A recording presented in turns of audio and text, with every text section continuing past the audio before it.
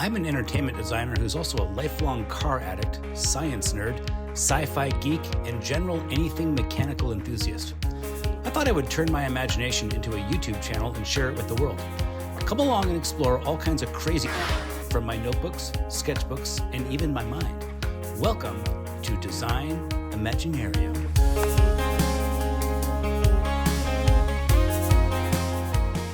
Welcome to the first video from my channel, Design Imaginarium. In this inaugural video, I'd like to walk you through the process of designing a car, and not just any car, but a supercar. To do that, I'm going to go through a project I created in design school. I have to go back to school projects to start this channel, because everything I ever did professionally after that is hidden behind non-disclosure agreements. Now, contrary to what one might expect, if you enter a transportation design program at an art school with an industrial design department, somewhat infuriatingly, they don't just tell you to start sketching the hottest Ferraris and Lamborghinis you can think of on day one, which is of course how every kid gets interested in becoming a car designer. It all starts with sketching exotic cars in study hall. So you don't get to start with Ferraris and Lamborghinis. You have to start small, designing small products or other simple things. When you do finally get to the point of designing an entire car in design school, they make you start with an econobox. Because what would higher education in the arts be without stifling restrictions on one's creativity forced upon you from above?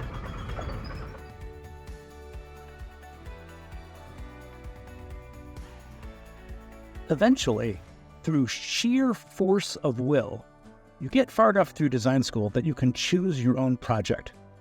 At the very end, they finally let you do whatever you want. When I got to that point in design school, I designed the most masturbatory and maximally awesome vehicle that I could possibly think of. Now, let me introduce this project by saying that I love the Ariel Atom. The Ariel Atom is one of my favorite car designs in the world. There is almost no vehicle that is as pure and purpose-built as the Atom.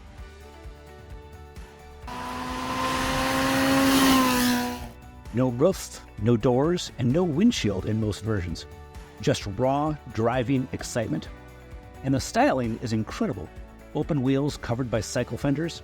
The frame looks like a ladder drawn by Salvador Dali with minimal bodywork draped over it like a superbike.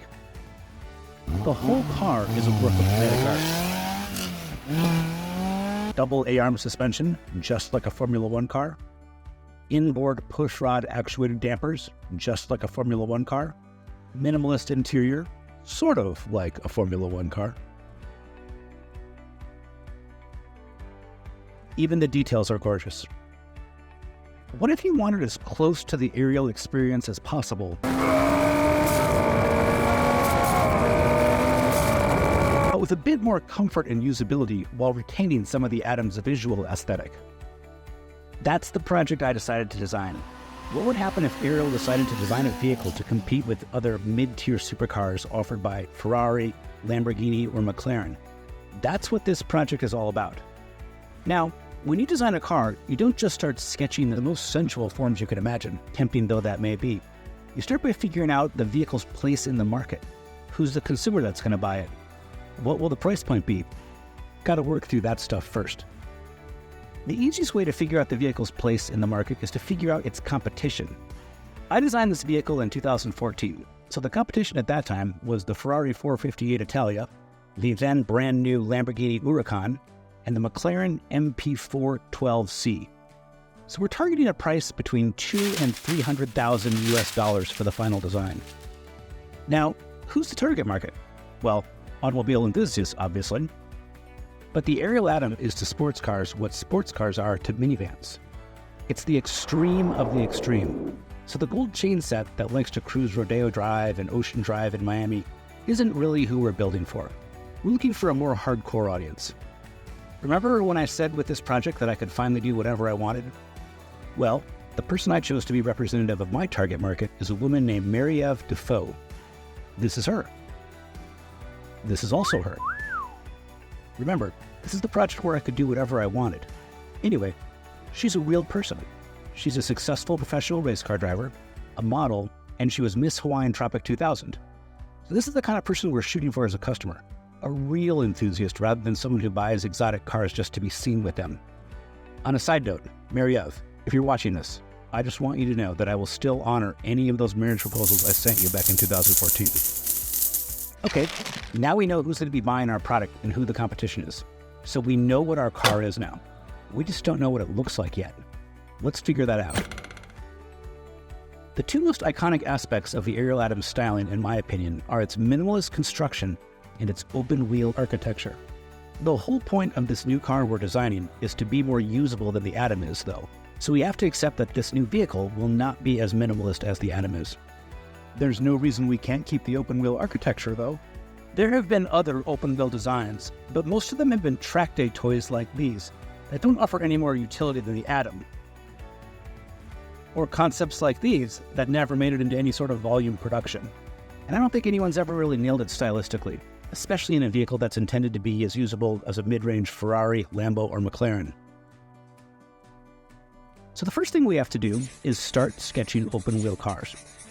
And you want to start sketching hardtop vehicles because you can always stylistically create a convertible version of a hardtop.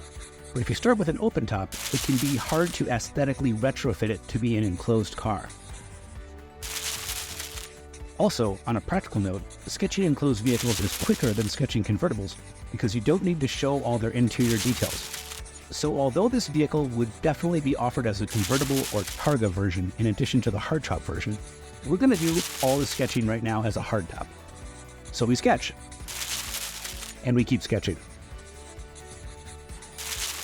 And we sketch some more.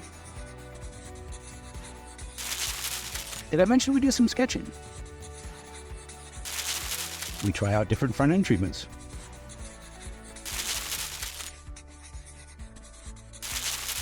We try out different rear-end treatments. Gotta experiment with different wheel designs.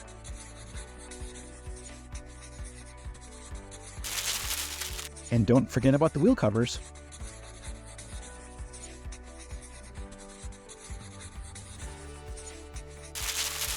One way to ideate a lot of ideas quickly is to do profile sketches.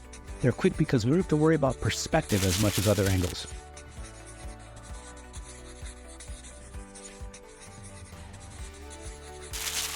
As we keep sketching, we start to resolve details more fully than prior sketches. And you keep going until you finally have some presentation sketches that describe the vehicle pretty literally and accurately. By the way, at some point we need to decide what the name of this vehicle is. I mean, the marketing department needs something to work with. You may recall that the genesis of this whole project was my love for the Ariel Atom, which I consider to be one of the most incredible minimalist high-performance vehicles ever created. We're trying to design a slightly larger and more comfortable version of the Atom with a bit more utility. Well, what's bigger than an atom? In chemistry, if one puts lots of the same kinds of atoms together, that's called an element. An element is one of more than 100 or so substances that are the primary constituents of matter. You might remember this from high school chemistry. You know, hydrogen, helium, or one of my favorites, carbon.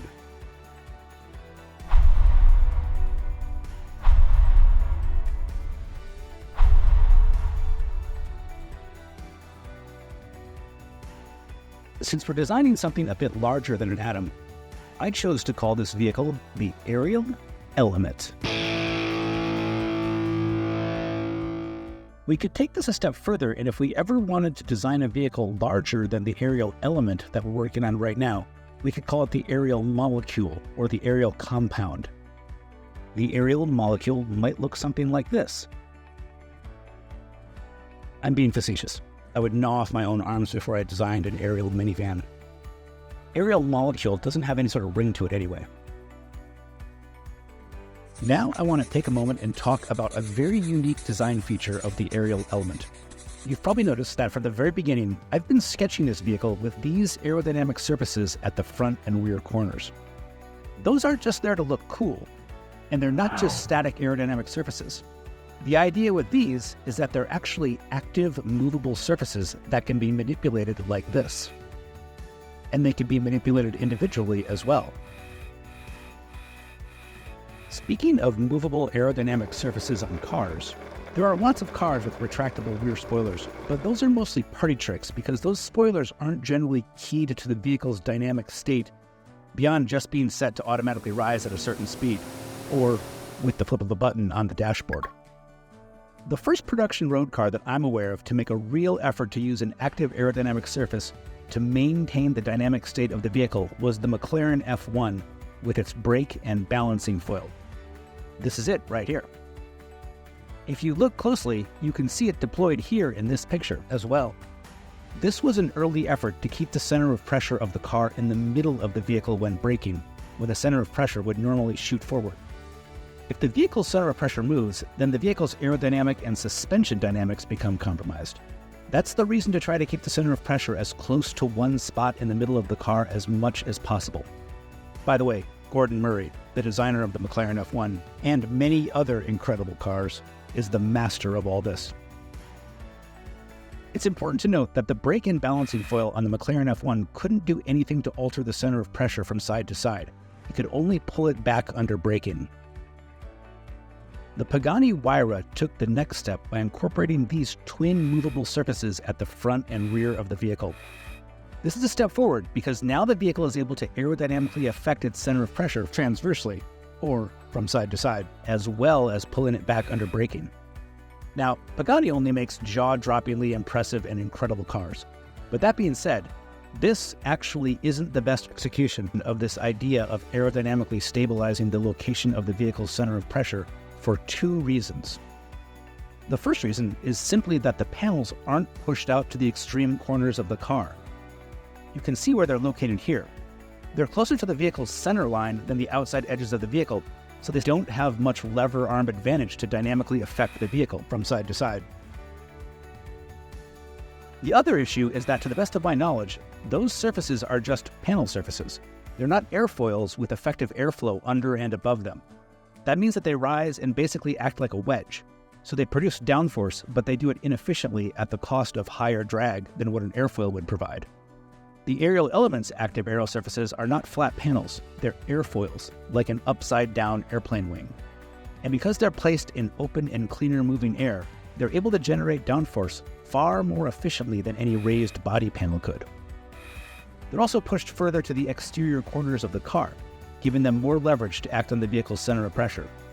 So the net effect of the Aerial Elements corner aerodynamic surfaces is that, like some previous designs, they can pull the vehicle's center of pressure back to the middle of the car under hard braking, but it's far more effective than any previous designs.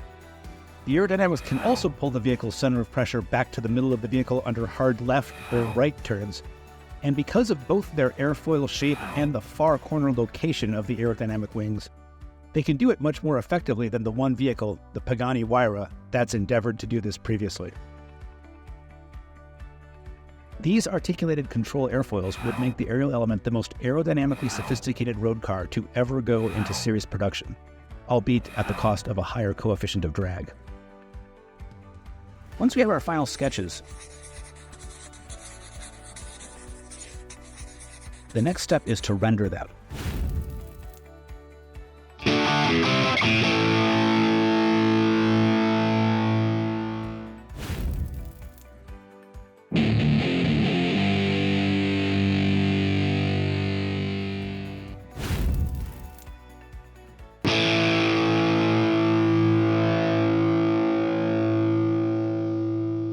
When you're this far along on the sketching, this is the point where you've resolved the shape enough that you can create an orthographic drawing, which you're going to need if you want to create a digital or physical model of the vehicle, which is exactly what I did. This is a digital model of the Aerial Element that I created in Autodesk Alias, the most ubiquitous and buggy and infuriating auto design program in the world. Once you have a digital model, you can render it and try out different color schemes.